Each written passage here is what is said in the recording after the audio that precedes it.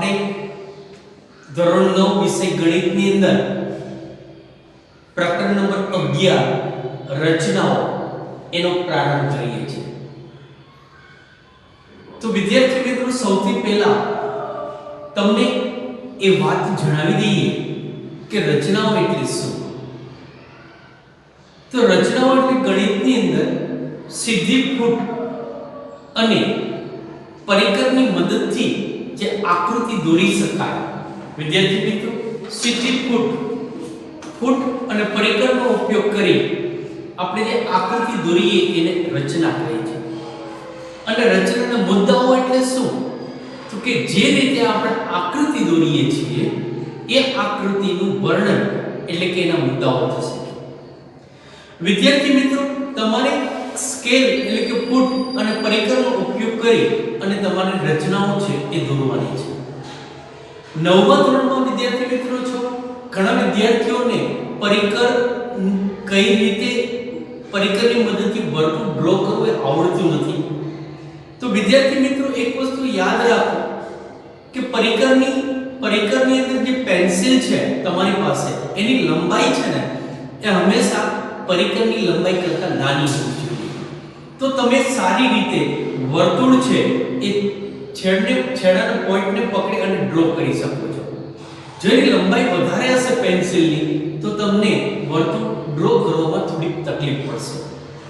અહીંયા છે વિદ્યાર્થી મિત્રો 70% કોર્સ મુજબ આ પ્રકરણની અંદર ઉદાહરણની 3 રચનાઓ અને સ્વાધ્યાય 11.1 એની અંદર જે 5 રચના અને પેટા રચના જે ખૂણા દોરવાની છે, બાકી 4 રચનાઓ વધારાની છે।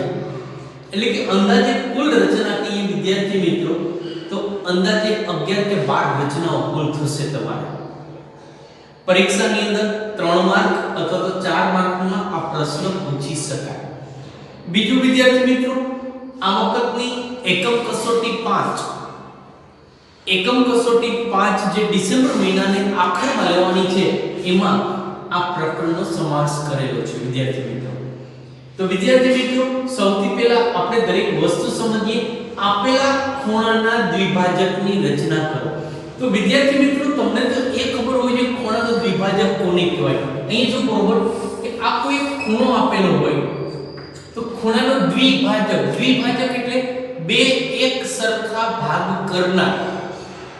દાખલા તરીકે આ જે ખૂણાનું માપ છે, હું અહીંયા એક કિરણ રચું, આ કિરણ એવું હોય, આ ખૂણાનું નામ આપી દઉં છે ખૂણો ABC અને આ કિરણ BD રચું છું। જો આ ABD ખૂણો એટલે આ ખૂણાનું માપ અને ખૂણો DBC એટલે કે આ ખૂણાનું માપ જો સમાન હોય તો આ કિરણ જે બનશે આ કિરણને ખૂણાનું દ્વિભાજક કહેવાય। એટલે કે ખૂણાનું બે સરખા ભાગમાં વિભાજન કરતું કિરણ બન્યું। તો વિદ્યાર્થી મિત્રો, સૌથી પહેલા અહીંયા આપણે એક રચના છે, રચનામાં એમ કીધું છે કે આપેલા ખૂણાના દ્વિભાજકની રચના કરો। તો અહીંયા આપણને કોઈ ખૂણો આપેલો હશે વિદ્યાર્થી મિત્રો, ના આપેલો હોય તો તમને ઈચ્છા પડે એ રીતનો કોઈ એક ખૂણો આપણે દોરવો પડશે વિદ્યાર્થી મિત્રો। તો ચાલો સૌથી પહેલા વિદ્યાર્થી મિત્રો, હું જે રીતે રચના દોરું છું એ સાથે સાથે તમે રચના દોરતા જજો। પેન્સિલ, ફૂટ અને પરિકરની અંદર પેન્સિલની લંબાઈ નાની હોય એ રીતે પરિકરની અંદર પેન્સિલ છે ભરાવીને જ રાખજો વિદ્યાર્થી મિત્રો, અને સાથે દોરતા જજો। પેલું ઉદાહરણ છે આપેલ ખૂણાના દ્વિભાજકની રચના કરવાની। તો કોઈ એક ખૂણો આપેલો છે આપણને વિદ્યાર્થી મિત્રો, તો આપણે કોઈ એક ખૂણાનું એનું કોઈ માપ લેવાનું નથી। દાખલા તરીકે આ એક કિરણ, કારણ કે ખૂણો છે બે કિરણોનો યોગગણ છે, એક જ રેખામાં ન આવતા હોય એવા બે કિરણોનો યોગગણ એક ખૂણો બને। તો અહીંયા હું એક સરસ મજાના ખૂણાની એક રચના કરું છું વિદ્યાર્થી મિત્રો, સાથે દોરતા જજો। આ ખૂણો એને નામ આપી દે વિદ્યાર્થી મિત્રો, ખૂણો A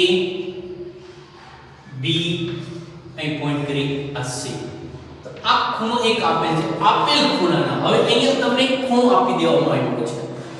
આ ખૂણો છે એના દ્વિભાજકની રચના કરવાની છે, એટલે કે અહીંયા એક કિરણ મારે એવું દોરવું છે કે જેથી આ ખૂણાનું બે સરખા ભાગની અંદર વિભાજન થાય। તો કઈ રીતે કહી શકાય? જો બરોબર કે ખૂણાનું શિરોબિંદુ B છે, આ B બિંદુને કેન્દ્ર તરીકે લઈ સાથે દોરતા જજો વિદ્યાર્થી મિત્રો. B બિંદુ એ જોઈ શકાય છે કે B બિંદુ છે ને કેન્દ્ર તરીકે મેં લીધેલું છે. B બિંદુને કેન્દ્ર તરીકે લઈ અનુકૂળ ત્રિજ્યાવાળા વર્તુળની ચાપ, આ વર્તુળ આનાથી દોરવાનું છે, આની લંબાઈ ગમે એટલી રાખી શકાય પણ અનુકૂળ ત્રિજ્યા એટલે એટલી બધી નહીં લેવાની કે આ બંનેને છેદે એ રીતે. આપણે એવી ત્રિજ્યા નહીં લેવાની કે જેથી એક પણ જગ્યાએ છેદે નહીં, બહુ મોટી ત્રિજ્યા લેવાની નથી. તો B બિંદુને કેન્દ્ર તરીકે લઈ જો બરોબર B બિંદુને કેન્દ્ર તરીકે લઈ અનુકૂળ ત્રિજ્યાવાળા વર્તુળની ચાપ દોરો. તો આ રીતે સરસ મજાની વિદ્યાર્થી મિત્રો તમારે ચાપ દોરવાની છે.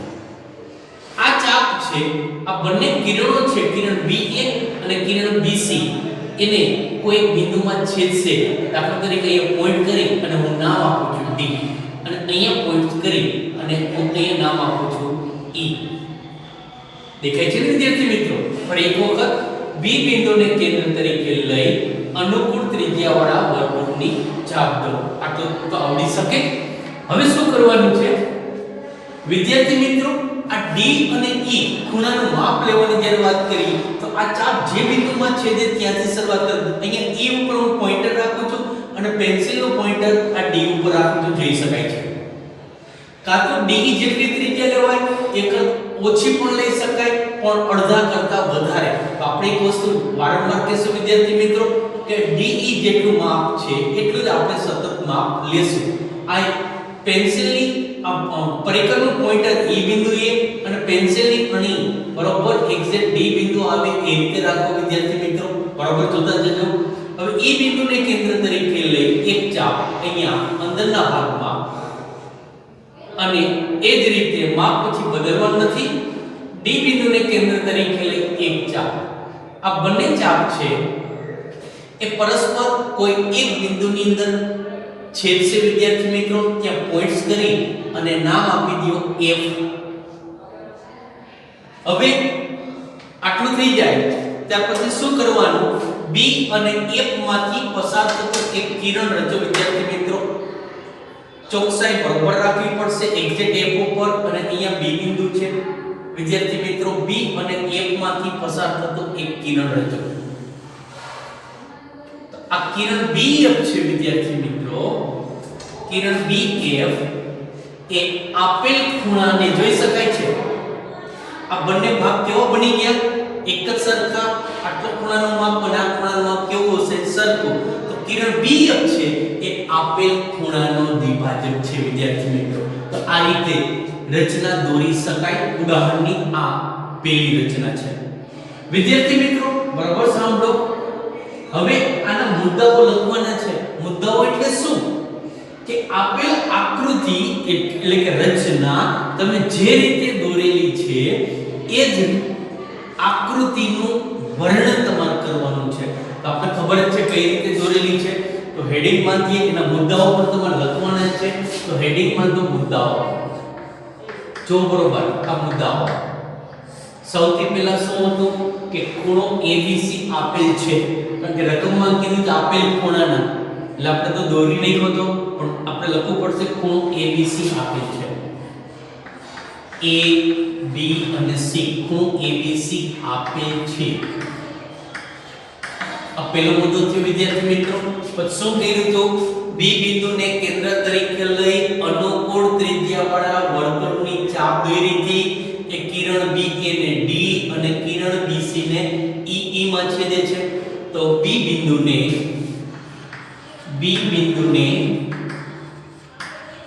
કેન્દ્ર તરીકે લઈ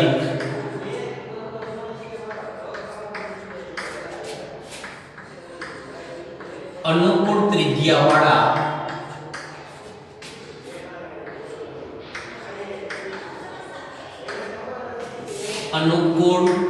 ત્રિજ્યાવાળા વર્તુળની ચાપ દોરો જે કિરણ BA ને D માં તથા किरण BC ने तथा किरण BC ने E बिंदु में छेदे छे। बराबर छे विद्यार्थी मित्रों? આપણે શું કર્યું હતું? B બિંદુને કેન્દ્ર તરીકે લઈ અનુકૂળ ત્રિજ્યા આપો વર્તુળની ચાપ, અહીંયા D નામ આપ્યું, અહીંયા E નામ આપ્યું હતું, તો એ જ વસ્તુ અહીંયા આપણે વર્ણનમાં લખી નાખી છે। હવે શું કર્યું? E બિંદુને કેન્દ્ર તરીકે લઈ DE ત્રિજ્યા અથવા તો 1/2 DE કરતા વધુ ત્રિજ્યા લઈ, તો આપણે D ત્રિજ્યા લખશું। E બિંદુને કેન્દ્ર તરીકે લઈ DE અને D બિંદુને કેન્દ્ર તરીકે D ત્રિજ્યાવાળા વર્તુળની ચાપ પરસ્પર એક બિંદુમાં છેદે છે। ત્રીજો મુદ્દો, D બિંદુને કેન્દ્ર તરીકે લઈ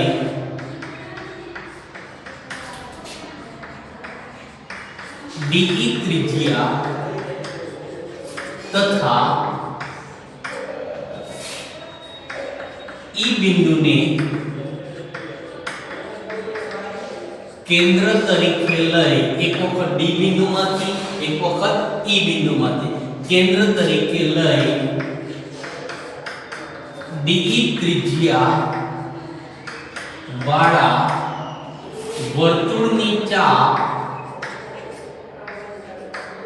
परस्पर क्या बिंदु में छेदे छे? विद्यार्थी मित्रों આપણે નામ આપ્યું છે F, પરસ્પર F બિંદુ માં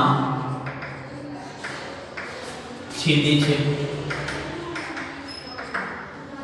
હવે શું કર્યું? BF B અને F માંથી પસાર થતો કિરણ BF રચો, તો કિરણ BF રચો જે આપેલ ખૂણા ABC નો દ્વિભાજક છે। तो विद्यार्थी मित्रों आकृति जे रीते दोरेली छे ए रीतनु वर्णन लखवानुं छे। आनो बे फायदा छे विद्यार्थी मित्रों के आ कई रीते दोरेली छे, તમને જો મુદ્દાઓ યાદ હોય તો મુદ્દાઓ પરથી તમે દોરતા જશો તો ખૂણાના દ્વિભાજકની આકૃતિ થઈ જશે। વિદ્યાર્થી મિત્રો આ સાથે ઉદાહરણ 1 છે એ અહીં પૂર્ણ થાય છે। વિદ્યાર્થી મિત્રો રચના નંબર 2 છે। उदाहरण 2 तरीके આપેલ રેખાખંડના લંબ દ્વિભાજકની રચના કરો અને રચનાના મુદ્દાઓ લખો। તો વિદ્યાર્થી મિત્રો પહેલા તો આપણે ખબર પડી કે રેખાખંડનું લંબ દ્વિભાજક કોને કહેવાય।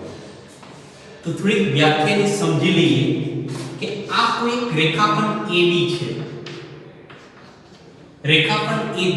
હવે એનો લંબ દ્વિભાજક કોને કહેવાય? तो कि આપેલ રેખાખંડના મધ્ય બિંદુમાંથી પસાર થતી, દાખલા તરીકે આનું મધ્ય બિંદુ શું હોય?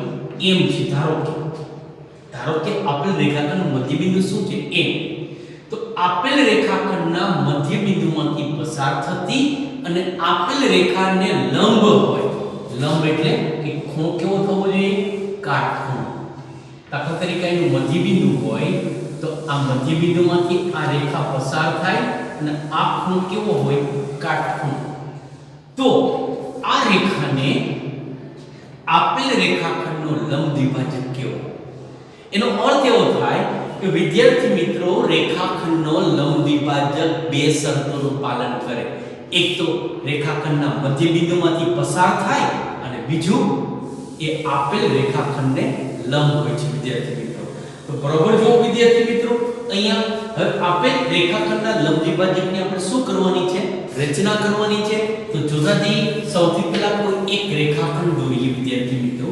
એ જો કે અહીંયા કોઈ એક રેખાખંડ AB છે એ હું દોરું છું। બરોબર જો આ કોઈ એક રેખાખંડ AB, આ મેં કોઈ એક રેખાખંડ AB દોરેલો છે। જોતા જજો બરોબર, નામ આપી દઉં છું। આ બિંદુ નામ A છે, આ બિંદુ પોઈન્ટ્સ કરી અને એને નામ આપું છું B। હવે મારે આ રેખાખંડ AB જે આપેલો છે એના લંબ દ્વિભાજકની રચના કરવાની છે। વિદ્યાર્થી મિત્રો આ બેઝિક રચનાઓ છે, બધી તમારે યાદ જ રાખવી પડશે, 10મા ધોરણમાં એની જરૂરિયાત પડશે। તો અહીંયા જો બરાબર આ AB નો લંબ દ્વિભાજક રચવો હોય તો કઈ રીતે રચી શકાય કે AB જેટલી ત્રિજ્યા લ્યો અથવા તો અડધા કરતા વધુ, બરાબર સાંભળજો, કાં તો અડધા કરતા વધુ. આપણે ખબર પડે કે મધ્યબિંદુ અંદાજે અહીંયા છે, તેના કરતા વધારે ત્રિજ્યા અથવા તો વધારે કેટલી, તો કે B બિંદુ સુધી. તો આપણે B બિંદુ સુધીની ત્રિજ્યા લઈએ છીએ વિદ્યાર્થી મિત્રો. આ A બિંદુને કેન્દ્ર તરીકે લઈ AB ત્રિજ્યાવાળું વર્તુળ રચીએ છીએ. એક વર્તુળની ચાપ છે એ AB ના ઉપરના અર્ધતલમાં અને એક નીચેના અર્ધતલમાં સાથે દોરતા જજો વિદ્યાર્થી મિત્રો. A બિંદુને કેન્દ્ર તરીકે લઈ એક ચાપ ઉપરના અર્ધતલમાં, એક ચાપ નીચેના અર્ધતલમાં. B બિંદુને કેન્દ્ર તરીકે, માપ પછી બદલવાનું નથી.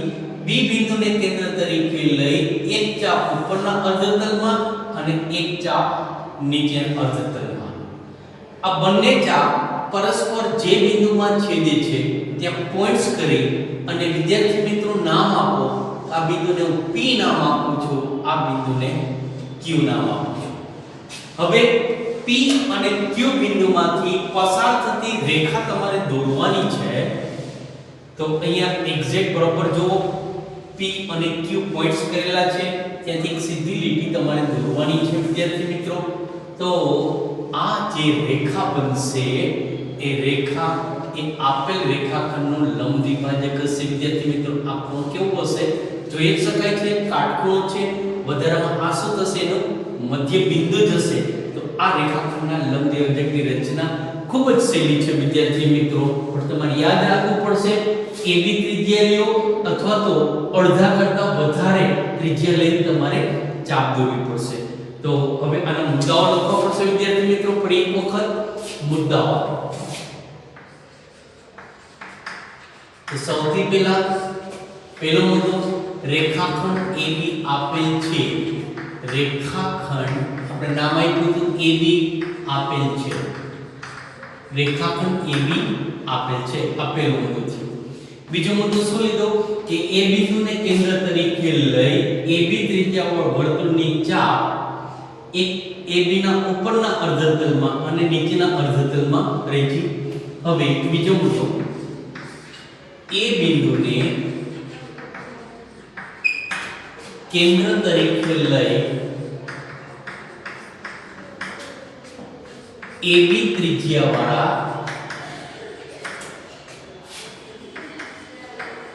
વર્તુળની ચાપ રેખાખંડ AB ના બંને અર્ધતલમાં દોરો. બંને અર્ધતલ એટલે એને કેન્દ્ર તરીકે લઈ ઉપરનું અર્ધતલ અને નીચેનું અર્ધતલ. એ જ રીતે પછી શું કર્યું હતું, B બિંદુને કેન્દ્ર તરીકે લઈ AB ત્રિજ્યાવાળા વર્તુળની ચાપ પણ દોરી હતી. તો આનો જેવો જ મુદ્દો આવશે, એની જગ્યાએ શું આવશે, માત્ર B બિંદુને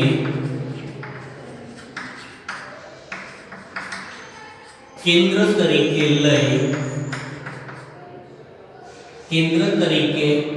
લઈ AB, અહીં એક વસ્તુ ભલે કે લઈ કેન્દ્ર તરીકે લઈ AB ત્રિજ્યાવાળા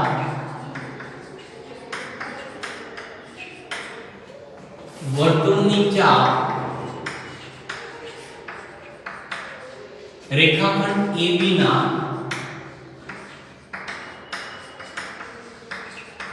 બંને અર્ધતલમાં દોરો.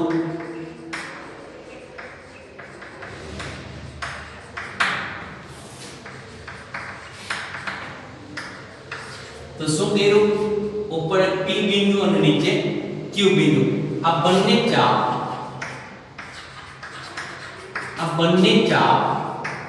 પરસ્પર P અને Q બિંદુમાં છેદશે.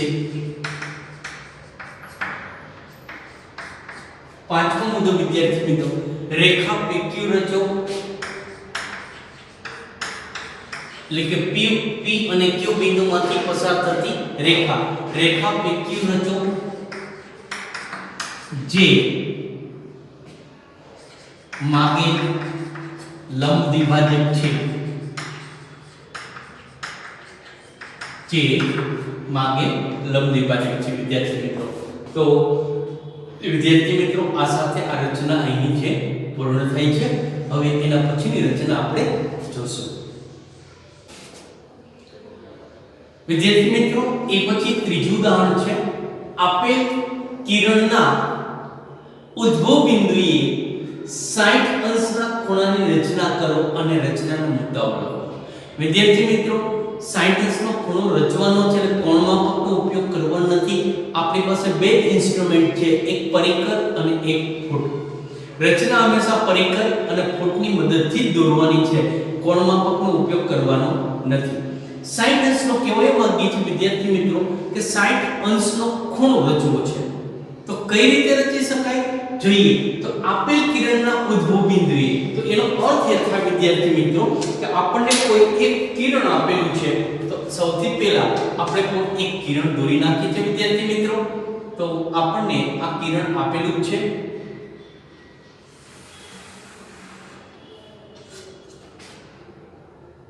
આ કિરણને નામ આપીએ કે આ ઉદ્ભવ બિંદુ છે, એને B નામ આપીએ અને અહીંયા C નામ આપીએ, એટલે કે આ કોઈ એક કિરણ BC આપણે આપેલું છે।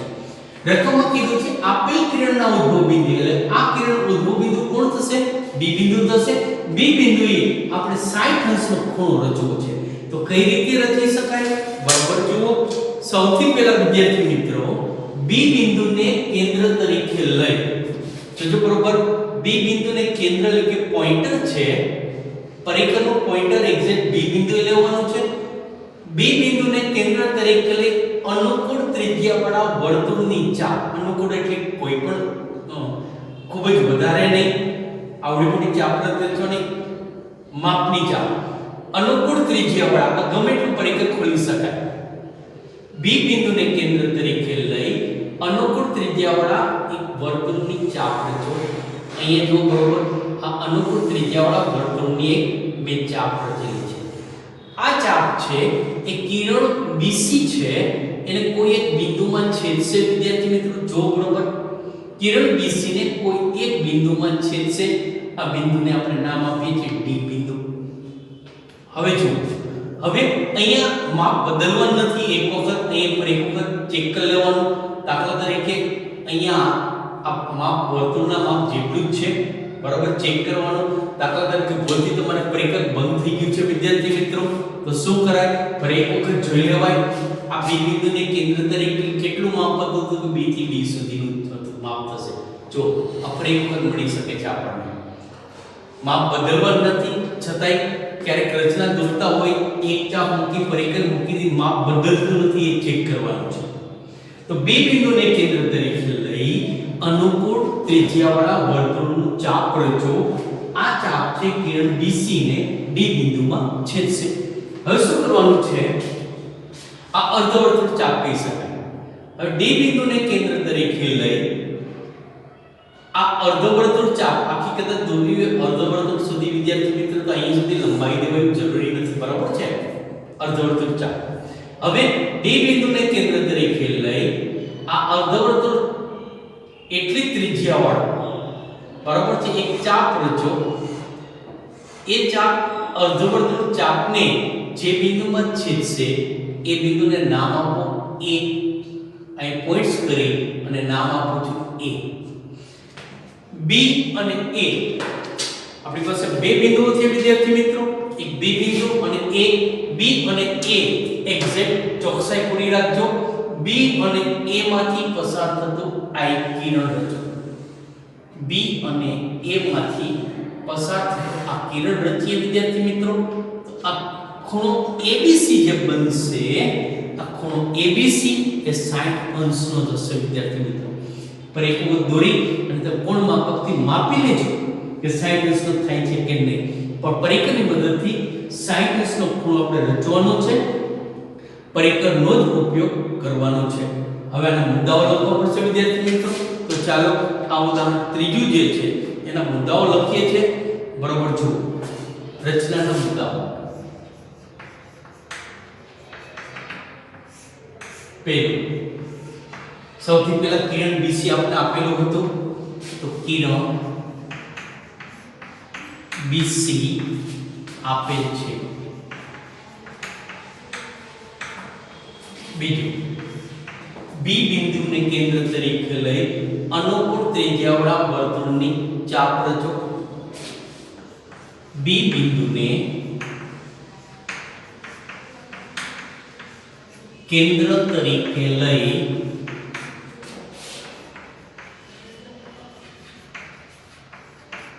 અનુકૂળ ત્રિજ્યાવાળા વર્તુળનો ચાપ રચો, જે કિરણ બીસી ને ડી બિંદુમાં છેદશે. શું કર્યું? ડી બિંદુને કેન્દ્ર ત્રિજ્યા કેટલી લીધી? જેટલી હતી એટલી. તો અહીંયા આપણે ત્રિજ્યા બીડી જેટલી થઈ ને, તો ડી બિંદુને કેન્દ્ર તરીકે લઈ બીડી ત્રિજ્યાવાળા વર્તુળનું ચાપ રચો, જે જૂની ચાપ જે છે એ ચાપને કેમાં છેદે છે? એ બિંદુમાં છેદે છે. તો ડી બિંદુને શું કર્યું? ડી બિંદુને કેન્દ્ર તરીકે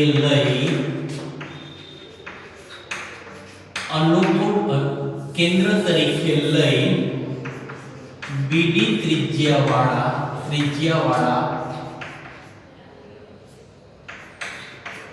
વર્તુળનું ચાપ રચો, જે અગાઉની ચાપને એ બિંદુમાં છેદશે. પાંચમો મુદ્દો. શું કર્યું? એ મળી ગયો. બી અને એ માંથી પસાર થતો કિરણ, એટલે કિરણ બી એ રચો. કિરણ બી એ રચો. કિરણ બી એ રચીને આપણે કોણ એબીસી મળી ગયો. તો એબીસી પણ કહી શકાય, એ બી અને ડી પણ કહી શકાય. એબીસી નું માપ કેટલા અંશનો છે? 60 અંશનો. તો ખૂણો એબીસી નું માપ 60 અંશ થશે. તો વિદ્યાર્થી મિત્રો, અહીંયા જે ત્રણ રચના ઉદાહરણની હતી વિદ્યાર્થી મિત્રો, એ ત્રણ રચનાઓ છે એ પૂર્ણ થઈ છે. વિદ્યાર્થી મિત્રો, આ સાથે આજનો આ લેક્ચર છે આપણે પૂર્ણ કરીએ છીએ. સારી રીતે વિદ્યાર્થી મિત્રો તમે ઘરે શક્ય બને તો કોરા પેજ ઉપર રચના દોરવાનો પ્રયત્ન કરજો. કોરા પેજ ઉપર રચના દોરજો અને આપેલા પેજ ઉપર આ મુદ્દાઓ લખજો. રચના એની નીચે મુદ્દાઓ લખજો. સાઈડમાં મેં લખ્યું છે, તમે ઇંગ્લિશ બાજુમાં ન લખતા, આકૃતિ દોરી અને દરેક મુદ્દા ક્યાં લખશો એમની નીચે લખજો. બરાબર છે? આ સાથે આ લેક્ચર અહીં પૂર્ણ કરીએ છીએ. ફરી એક વખત આવતીકાલે ફરી એક વખત મળશું વિદ્યાર્થી મિત્રો. ત્યાં સુધી તમામ વિદ્યાર્થીઓને મારા જય શ્રી કૃષ્ણ. આભાર.